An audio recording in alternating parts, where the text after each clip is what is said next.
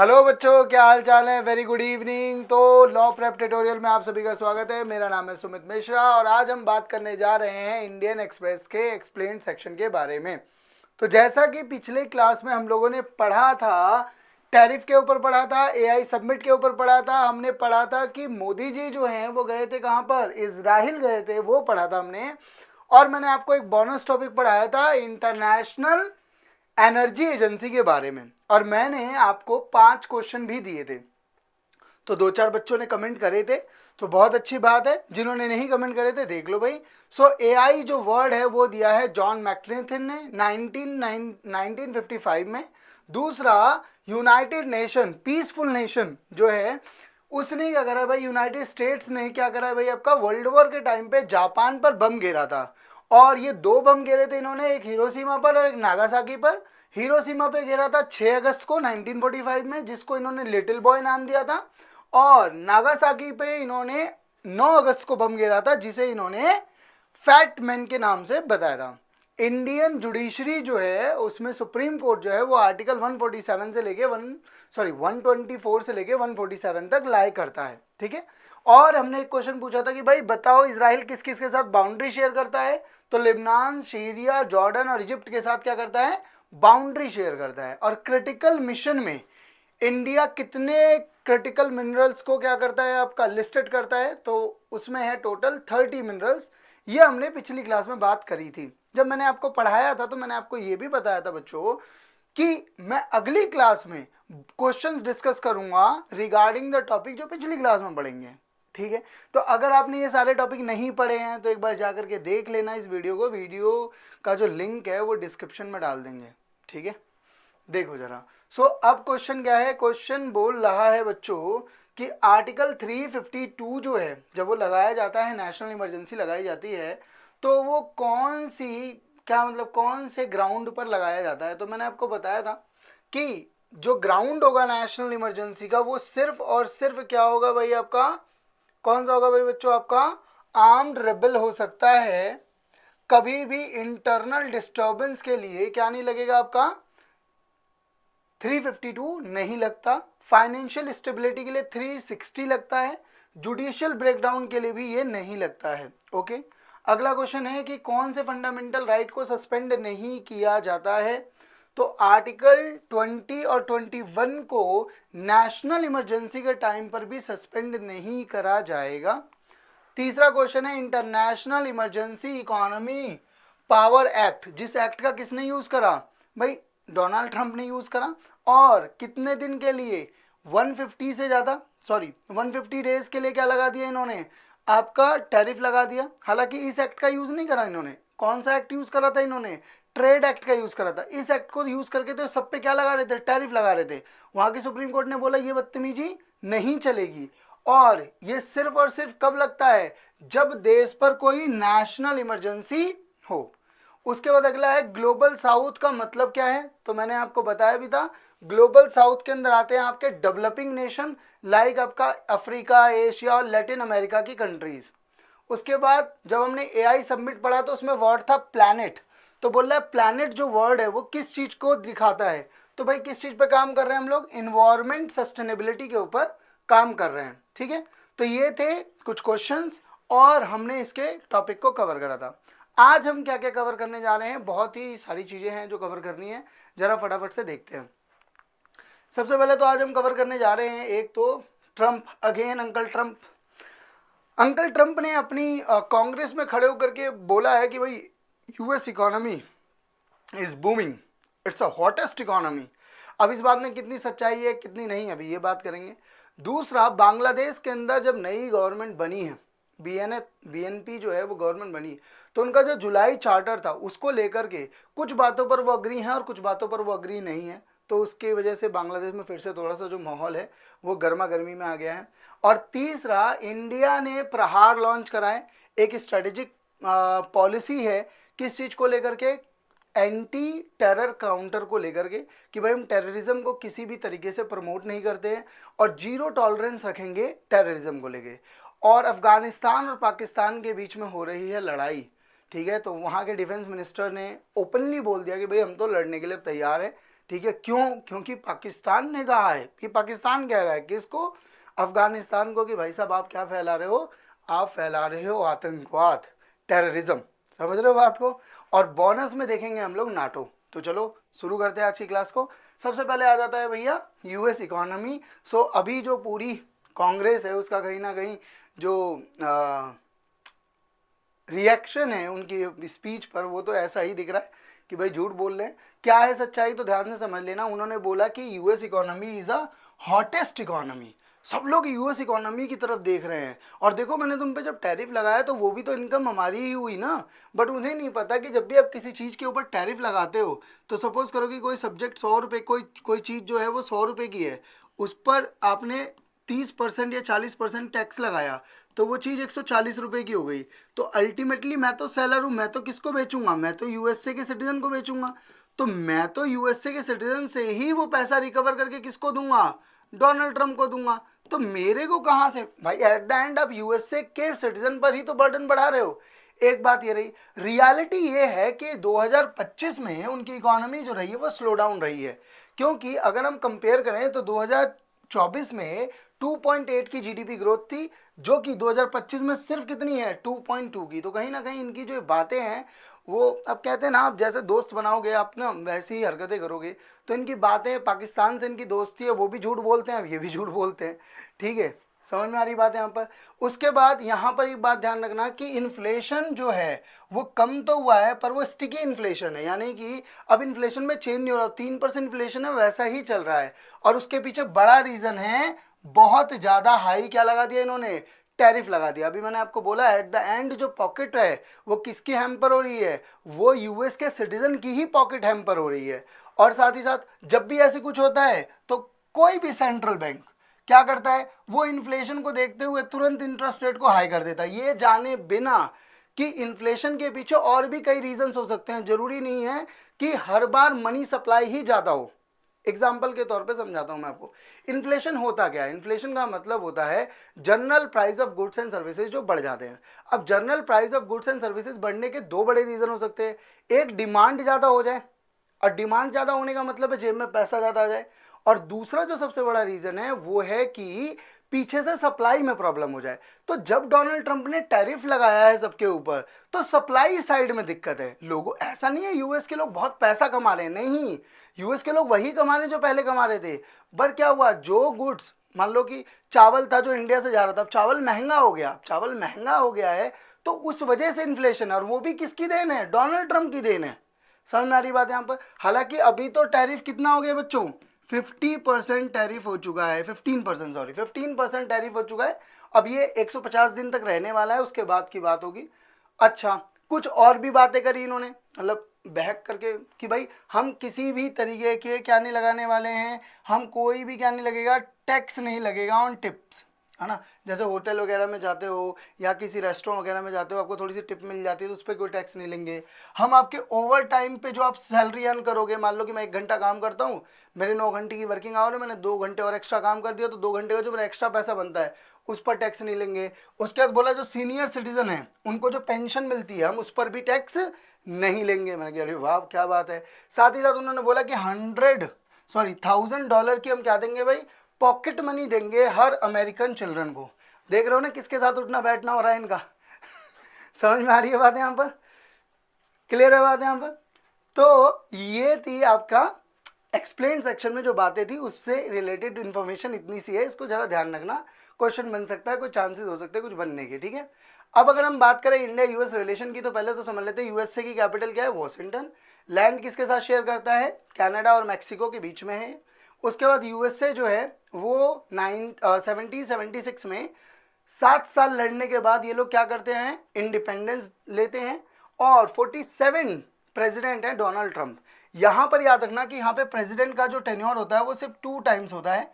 कोई भी प्रेसिडेंट सिर्फ 2 बार ही प्रेसिडेंट बन सकता है। और यहाँ पे एक्टिंग प्रेसिडेंट का कोई प्रोविजन नहीं है, पहले था बट अब नहीं है, ठीक है। उसके बाद अगर हम बात करें यूएस और हमारे बीच में रिलेशन में तो याद रखना एक भाई साहब थे जिनका नाम था नॉर्मन। 1963 में इन्होंने ग्रीन रेवोल्यूशन को जन्म दिया, जिसका मेन मोटिव था कि हम क्या करेंगे, सीड्स की क्वालिटी को बढ़ाएंगे, जिससे कि प्रोडक्शन ऑफ क्या होगा आपका, वीट और राइस और पल्सेस को बढ़ेगा, जिसकी वजह से डिपेंडेंसी कम होगी और एग्रीकल्चर में बूस्ट आएगा। इसी चीज को हमने भी कॉपी करा और हमारे यहाँ पर MS स्वामीनाथन को फादर ऑफ ग्रीन रेवोल्यूशन कहा जाता है। 2024 में उनको भारत रत्न भी दिया गया था। उसके बाद इंडिया USA के साथ कुछ और भी है, जैसे आर्मी एक्सरसाइज करती है युद्ध अभ्यास, उसके बाद स्पेशल फोर्सेज एक्सरसाइज होती है वज्र, उसके बाद नेवी होती है आपका मालबर, उसके बाद एयरफोर्स के लिए कोप इंडिया करते हैं, और टाइगर ट्रिम्प करके भी क्या करते हैं, एक्सरसाइज करते हैं। तो इसको भी दिमाग में रखना, क्योंकि न्यूज़पेपर में बातें हैं तो हो सकता है यहाँ से क्वेश्चन बन जाए। उसके बाद इंडिया और USA एक और ऑर्गेनाइजेशन का पार्ट है जिसका नाम है क्वाड, और क्वाड में USA के साथ, इंडिया के साथ और कौन है, ऑस्ट्रेलिया और जापान भी इसके क्या हैं, मेंबर हैं। उसके साथ एक और है I2U2 करके, जिसमें I2 जो है वो दिखाता है इंडिया और इजराइल को, और U2 दिखाता है USA और UAE को। तो ये 4 के 4 कंट्री इस ऑर्गेनाइजेशन में भी साथ में है, और इसे 2021 में क्या करा गया था बच्चों, इस्टेब्लिश करा गया था अब्राहम अकॉर्ड के बाद। ठीक है, उसके बाद आगे बढ़ते हैं। एक एक्ट बनाया इन्होंने 2017 में, बड़ा ही अजीब सा एक्ट है। वो एक्ट ये कहता है कि अगर कुछ भी अमेरिका के खिलाफ जा रहा है वर्ल्ड वाइड, तो हम आपके ऊपर इकोनॉमिकल सैंक्शन लगा देंगे। ठीक है भाई, हम आपको रोक सकते हैं कि देखो तुम तो कुछ गलत कर रहे हो। जैसे रॉलेट एक्ट था, याद करो 1919 में आया था, ऐसा ही है कि आपका ये आपका क्या, counter American adverse through sanction act. अब ये क्या करता है कि अगर आप रशिया के साथ दोस्ती कर रहे हो, नॉर्थ कोरिया के साथ हो, ईरान के साथ हो, और अगर आप उनके साथ कुछ भी रिलेशन बनाते हो, जैसे इंडिया क्या करता है भाई, ऑयल परचेज करता है किससे, रशिया के साथ, तो हम आपके ऊपर क्या लगा देंगे, सेंसस लगा देंगे, सैंक्शन लगा देंगे। क्लियर है बात यहाँ पर। इस चीज को इन्होंने बहुत क्लियरली अपने एक्ट में मेंशन करा है 2017 में, तो इसको भी दिमाग में रख लेना। ठीक है, अब आती है भाई अगली न्यूज, वो है बांग्लादेश। और मैंने आपको बताया कि बांग्लादेश में जब नई गवर्नमेंट आई तो लगा कि अब तो स्टेबिलिटी होगी, कुछ चीजें बेहतर होंगी, बट चीजें बेहतर होती दिख नहीं रही हैं। क्या है कहानी, क्या है कि जब इनके PM ने क्या करा, जो इनके MPs जो थे, उन्होंने क्या करा भाई, जब शपथ ली तो उन्होंने MP की शपथ तो ली, बट उन्होंने इस बात की शपथ लेने से मना कर दिया कि कॉन्स्टिट्यूशनल रिफॉर्म कमीशन में हम क्या होंगे, हम पार्ट लेंगे और कॉन्स्टिट्यूशन को चेंज करेंगे। अब जैसे ही ये गवर्नमेंट में आए, टिपिकल पॉलिटिशियन तुरंत बदल गए कि भैया ये तो बात ही नहीं हुई थी, है ना। अब इन्होंने मना कर दिया, अब इसकी वजह से थोड़ा सा माहौल बिगड़ गया है। क्या बातें हैं समझ लेते हैं। तो इस समय जो PM हैं वो हैं आपके तारिक रहमान, और जिस पार्टी के PM है वो हैं आपकी BNP। ठीक है, बांग्लादेश नेशनलिस्ट पार्टी। अच्छा, जुलाई चार्टर क्या है, जुलाई चार्टर ये है कि उन्होंने लगभग 80 रिफॉर्म्स को एड्रेस करा था कि भाई कॉन्स्टिट्यूशन में चेंजेस की जरूरत है, तो हमें कॉन्स्टिट्यूशन को चेंज करना पड़ेगा, और ये चीजें हैं जो हमें चाहिए, जो भी गवर्नमेंट आए उससे। ठीक है, और बट जब BNP ने क्या करा, शपथ ले ली, ओथ ले ली, तो उसके बाद इन्होंने क्या कर दिया, मना कर दिया। हालांकि 70% वोटर्स इस चार्टर के साथ थे। समझ में आ रही बात। अब क्या क्या है सिनेरियो वो समझते हैं। पहले तो जो अब वहाँ की जनता तो यही कह रही है ना कि भाई जो वादा करा है वो क्या करना पड़ेगा, निभाना पड़ेगा। तो उन्होंने बोला कि एक तो PM की पावर को चेक करते रहना, और PM जो है वो 2 बार से ज़्यादा PM नहीं बनना चाहिए। अच्छा, दूसरी बात वुमेन राइट को लेकर के बात की गई है। तीसरी बात आइडेंटिटी को लेकर के बात करेगी, मल्टी कल्चर रहना चाहिए, मल्टी रिलीजन रहना चाहिए। उसके बाद बोला कि जुडिशरी में रिफॉर्म आने चाहिए, और एंटी करप्शन बॉडीज बननी चाहिए जिससे कि करप्शन को रोका जा सके। इन सारी बातों पर तो वो फिर भी अग्री हैं। कुछ बातें जिस पर वो अग्री नहीं है वो क्या है, पहला उन्होंने बोला कि जो अपर हाउस है, अभी क्या है ना, बांग्लादेश के अंदर यूनिक एमलिज्म है, यानी कि सिंगल हाउस चलता है। हमारी तरह लोकसभा राज्यसभा नहीं है वहाँ पर सिर्फ एक लोअर हाउस है। उन्होंने बोला एक अपर हाउस होना चाहिए, पर उन्होंने बोला अपर हाउस जो है वो भैया पावर में लिमिटेड रहेगा, उसके पास ये पावर नहीं होगी कि कॉन्स्टिट्यूशन को चेंज कर सके। दूसरी बात, और ये उन्होंने बोला कि लोअर हाउस के पास ही, only lower house will be liable to change the constitution. India में ऐसा नहीं होता। इंडिया का आर्टिकल 368 जो है वो कॉन्स्टिट्यूशन अमेंडमेंट के मामले पर राज्यसभा को उतनी ही पावर देता है जितनी लोकसभा को देता है। अच्छा, प्रेसिडेंट को बोला गया था कि भाई वो की अपॉइंटमेंट्स करेगा, ये उसके लिए भी रिफ्यूज कर रहे हैं, बोले नहीं प्रेसिडेंट नहीं करेगा, प्रेसिडेंट कैबिनेट की कंसर्न के बाद ही अपॉइंटमेंट करेगा। ओके, और इन्होंने बोला कि पीएम जो है वो किसी पॉलिटिकल पार्टी का हेड नहीं होगा। अब इस बात पर भी इनको थोड़ी सी दिक्कत है क्योंकि बीएनपी के हेड हैं तारिक, अब वो मानने को तैयार नहीं है। तो ये एक थोड़ा सा रस्सा खिसी वाली कहानी हो चुकी है कि भाई नहीं तुम मानो नहीं मैं मानूं। बट इसमें एक छोटा सा लूप होल है। वो लूप होल क्या है, अब ये इस समय तारिक रहमान के दिमाग में मन में लड्डू फूटा, उसमें इन्होंने बोला कि भाई मैनिफेस्टो में जो बातें लिखी होंगी और जो हमारे जुलाई चार्टर में बातें लिखी हुई हैं, अगर कोई पार्टी जीतती है तो वो डिसाइड करेगी।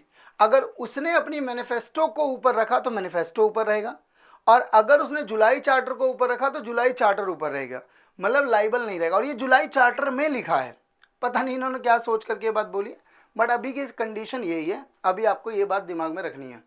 क्लियर है बात यहाँ पर? आगे बढ़ते हैं बच्चों। अब हम थोड़ा सा बात कर लेते हैं बैकग्राउंड में। क्या भाई, बांग्लादेश 1971 में आज़ाद होता है। 16 दिसंबर को हम लोग विजय दिवस मनाते हैं। हम ही लोग वो हैं जिन्होंने बांग्लादेश को आज़ाद करवाया था पाकिस्तान से। ठीक है, पाकिस्तान मेनली उर्दू और पंजाबी लोगों का था। बांग्लादेश का जो ईस्ट पाकिस्तान था ना, वहाँ पे जो लैंग्वेज यूज़ होती थी वो थी बंगाली। तो कोऑर्डिनेशन नहीं बैठ रहा था, सेम वैसे ही जैसे अफगानिस्तान के साथ चल रहा है। ठीक है, अब बांग्लादेश और इंडिया सबसे बड़ा बॉर्डर शेयर करती है और उस बॉर्डर का नाम है रेड क्लिफ लाइन, ध्यान रखना। उसके बाद इंडिया में वेस्ट बंगाल, त्रिपुरा, मेघालय, मिजोरम और असम, ये 5 स्टेट्स हैं जो किसके साथ बॉर्डर शेयर करते हैं, बांग्लादेश के साथ बॉर्डर शेयर करते हैं। हम एक आर्मी एक्सरसाइज करते हैं जिसका नाम है संप्रीति, एक नेवल एक्सरसाइज करते हैं जिसका नाम है बोंगो सागर, और गंगा वाटर ट्रीटी साइन करी है इनके साथ हमने कब, 1996 में, याद रखना इंपॉर्टेंट है।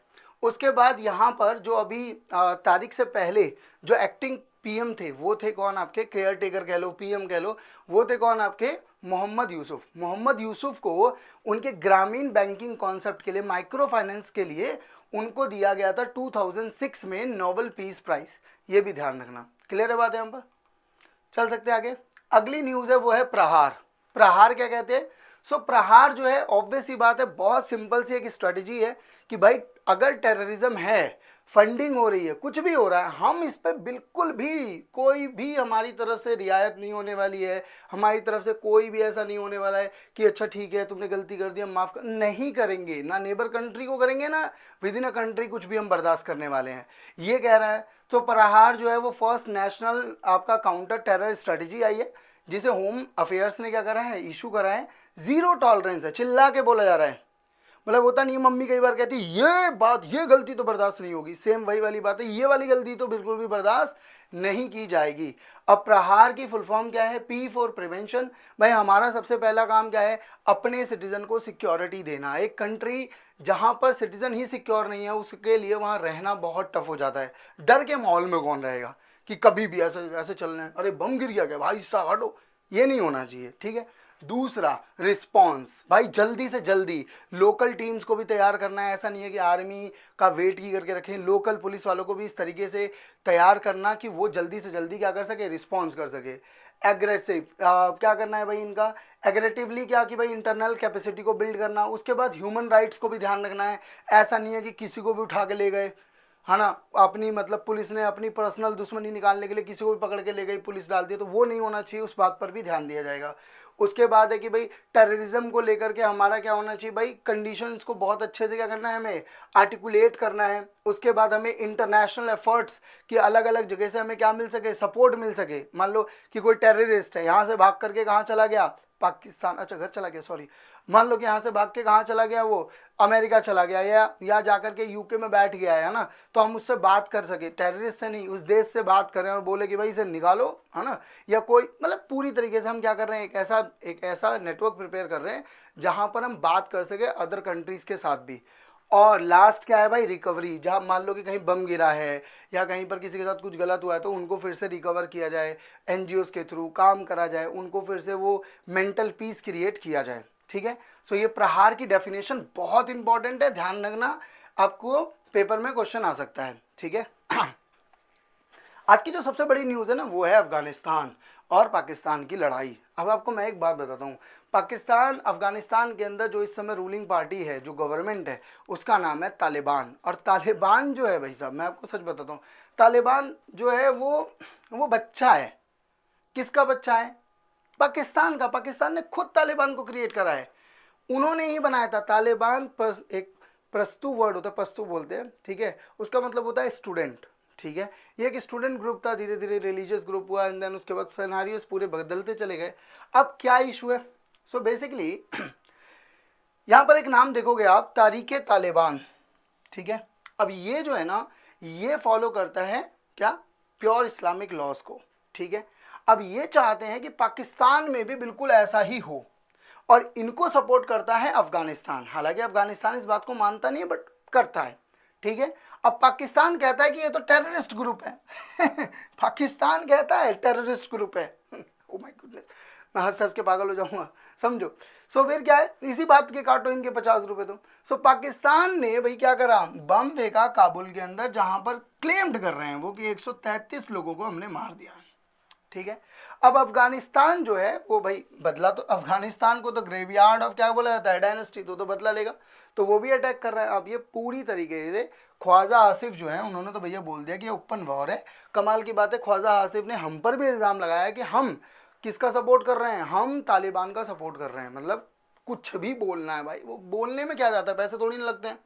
उसका इशू क्या है? सबसे पहली बात तो क्या है, ये जो डोरन लाइन है ना, वो सबसे बड़ा इशू है, ठीक है। ब्रिटिशर्स, ये जितने भी कलेश दुनिया में पले हुए हैं ना, जितने भी हाई लेवल ऑफ टेंशन्स हैं, ये सब कुछ ब्रिटिशर्स की दी हुई है।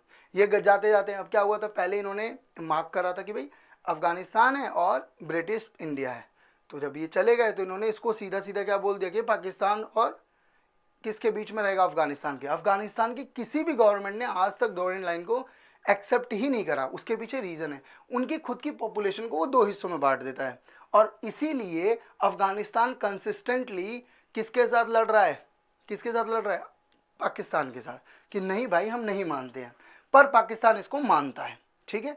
सोशल कॉन्ट्राडिक्शन तो है ही, ऑब्वियस सी बात है। डोरन लाइन का डिस्प्यूट है, ध्यान रखना कितने किलोमीटर की लाइन है ये, 26-40 किलोमीटर की लाइन है ये, और इसे 1893 में क्या करा गया था, बनाया गया था। और किसने बनाया था? सर हेनरी मॉन्टम या मोर्टिमर डोरन ने इसको बनाया था, जो उस समय फॉरेन सेक्रेटरी थे। उन्होंने किसके साथ, आपके अब्दुल रहमान के साथ मिलकर के इस लाइन को ड्रॉ करा था। बट अब अफगानिस्तान नहीं मानता, अफगानिस्तान बिल्कुल डिनाई। अब इनको बुरा लगता है पाकिस्तान को, और जब हम बोलते हैं पीओके को लेकर के कि भाई इस पे बात कर लेते तो कहते हैं कि हमने ऑक्यूपाइड कर रखा है। इनके खुद के स्टैंड क्लियर नहीं है, मैं बता रहा हूँ तुम्हें, ठीक है। अब अगर हम अफगानिस्तान के बारे में बात करें तो अफगानिस्तान की कैपिटल है काबुल, याद रखना। और India, Pakistan, Iraq, Turkmenistan, Uzbekistan और आपका क्या कहते हैं, ताजिकिस्तान, अगर कुछ दिमाग में ना है तो तान तान याद रख लेना, इन सभी के साथ क्या करता है, बॉर्डर शेयर करता है, ठीक है।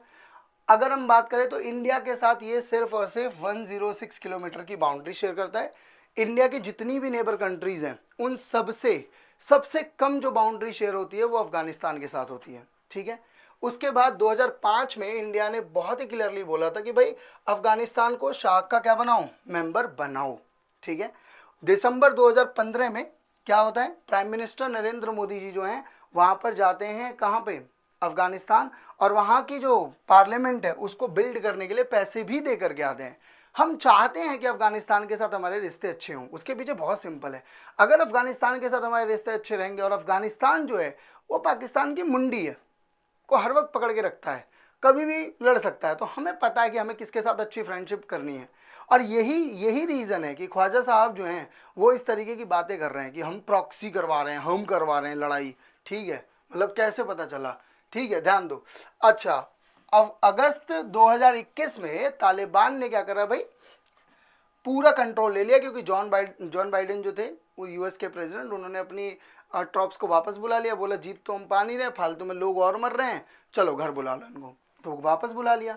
2025 में हमें लगा कि नहीं भाई देखो मीटिंग तो जरूरी है, क्योंकि अफगानिस्तान के पास है लिथियम, और अफगानिस्तान स्ट्रेटेजिकली हमारे लिए इंपॉर्टेंट है। तो 2025 को हमने फर्स्ट बायलैटरल मीटिंग करी, कहाँ पर करी बच्चों, दुबई में हमने इनके साथ मीटिंग करी। फिर हमने बुलाया अफगानी भाइयों को, बोला आओ जरा करते हैं, ठीक है। 8 दिन की विजिट करी उनके फॉरेन मिनिस्टर ने, आमिर खान ने, आमिर खान यहाँ पर आए और मीटिंग हुई। Russia is the first country. अब रशिया क्यों तालिबान को सपोर्ट कर रहा है वो भी समझ लो। तालिबान और यूएस से तो कभी टेबल पे नहीं बैठने वाले, ऐसा मत सोचना, कभी भी कुछ भी हो सकता है। इसी को कहते हैं इंटरनेशनल जियोपॉलिटिक्स। भाई पॉलिटिक्स में, जियोपॉलिटिक्स में, इंटरनेशनल रिलेशन में कोई किसी का परमानेंट दोस्त नहीं है, कोई किसी का परमानेंट दुश्मन नहीं है। पावर गेम है, जिसकी तरफ जहां पर भी ऊंट बैठेगा लोग उस तरफ हो लेते हैं। कोई फर्क नहीं पड़ता लोगों को कि आपकी क्या आइडियोलॉजी है, क्या कर रहे हो। हम देखते हैं कि हमें किससे फायदा होने वाला है। अफगानिस्तान से फायदा होने वाला है किसको? इंडिया को। अफगानिस्तान से फायदा होने वाला है किसको? रशिया को। क्यों? रशिया जो है वो इसको यूज कर सकता है as a weapon against USA. India use कर सकता है अफगानिस्तान को as a weapon against, yes, समझ में आ रही है बात। तो जुलाई 2025 में भैया हमने एक मीटिंग और करी थी, तो इसे भी दिमाग में रखना। ओके बच्चों, क्लियर है बात। सो आज का तोहफा क्या है? तोहफा गिफ्ट क्या है भाई आपका? So wish you very happy Holi पहले तो सभी को, ठीक है। और आज का गिफ्ट आपके लिए है बच्चों नाटो। सो याद रखना बच्चों, नाटो जो बनाया गया था वो आपका 4 अप्रैल 1949 में बनाया गया था। और इनका अभी जैसे देखो, ये डोनाल्ड ट्रंप है ना, डोनाल्ड ट्रंप है भाई आपके। और ये है भाई आपका मान लो ग्रीनलैंड। अब जैसे ही ग्रीनलैंड पर डोनाल्ड ट्रंप ने आंखें दिखाई, तुरंत सबके सब क्या हो गए? अरे घेरो, मारो, पीटो। क्यों? क्योंकि इनके आर्टिकल 5 ये कहता है कि अगर आपने किसी भी नाटो कंट्री के ऊपर हमला करा तो हम ये मान लेंगे कि attack on one, attack on all, सबके ऊपर अटैक है। अभी नाटो में टोटल कितने मेंबर हैं? तो इनिशियली फाउंडिंग मेंबर तो इसके 12 थे, बट इस समय इसके 32 मेंबर्स हैं। याद रखना प्लीज इस बात को, ठीक है। नाटो सिर्फ और सिर्फ यूरोपियन कंट्रीज को ही कंसिडर करता है अपने मेंबर के लिए, पर इसके 2 एक्सेप्शन हैं, कनाडा और यूएसए, क्योंकि वो दोनों के दोनों इसके फाउंडिंग मेंबर हैं, तो वो दोनों हैं। नाटो का मेंबर कौन नहीं है ये ध्यान रखना, तो रशिया नाटो का मेंबर नहीं है।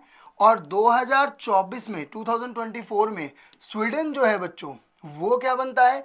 वो नाटो का अभी लेटेस्ट मेंबर कंसिडर कर सकते हो, ठीक है। उसके बाद ध्यान रखना इसका हेडक्वार्टर कहाँ पर है? बेल्जियम के अंदर। और अब इसमें मेंबर कितने हैं? मैंने फिर से रिपीट कर रहा हूँ, 32 इसके अंदर मेंबर हैं।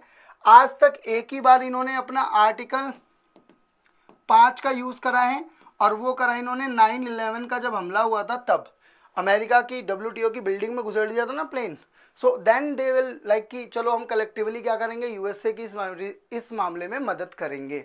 अब आपको अगर ये मैप दिख रहा हो, आई होप दिख रहा होगा, तो मैं आपको कुछ बातें और है जो बता देना चाहता हूँ, ध्यान रखना प्लीज।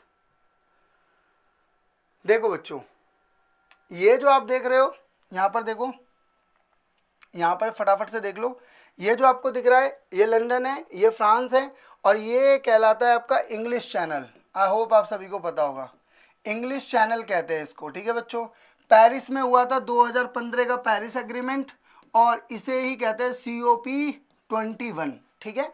उसके बाद अगर हम बात करें तो एम्स्टरडेम के अंदर ही है वर्ल्ड का ओल्डेस्ट स्टॉक एक्सचेंज। दुनिया का सबसे पुराना स्टॉक एक्सचेंज कहाँ खुला था? एम्स्टरडेम में खुला था। बर्लिन के अंदर हुआ था सबसे पहला COP1 1995 में, ठीक है। और याद रखना जो वॉल ऑफ बर्लिन है वो 1989 में गिरती है। जब वॉल ऑफ बर्लिन 1989 में गिरती है तभी हम उसको कहते हैं कि भैया दीवार टूटती क्यों नहीं, बोलो तोड़ दो, गिरा दी दीवार। And this is consider as the end of the cold war, ठीक है बच्चों। उसके बाद आपको याद रखने वाली बात यह है, स्विट्जरलैंड के अंदर बहुत सारे हेडक्वार्टर्स आपको देखने को मिल जाएंगे। ऑस्ट्रिया के अंदर ओपेक का हेडक्वार्टर है, ठीक है। डन, कोई दिक्कत ज़्यादा तो नहीं हो गया? तो आज आपके 3 क्वेश्चन हैं जो जिसका कमेंट करना है, आपने बताना है कि कैसा रहा, कैसा था। सबसे पहली चीज, कितनी रिवर इंडिया और बांग्लादेश के बीच में फ्लो करती हैं? एग्जैक्ट नंबर बताना है आपको, ये नहीं कि बहुत सारी फ्लो करती हैं। एंड सेकेंड क्वेश्चन इज कि भाई न्यूक्लियर टेस्ट जो है वो इंडिया ने कब करा था? 2 बार करा है, दोनों बार के आपको नाम बताने। और तीसरा, नोबेल पीस प्राइज 2025 वाला जो था, कुछ लोगों को गिफ्ट करते फिर रहे थे, ठीक है, वो किसको मिला, किस कंट्री से वो हैं, आपको ये कमेंट करके बताना है। I hope you all enjoy this session. अगर आप लोगों को लगे कि is there any chance to improve the things, please comment below.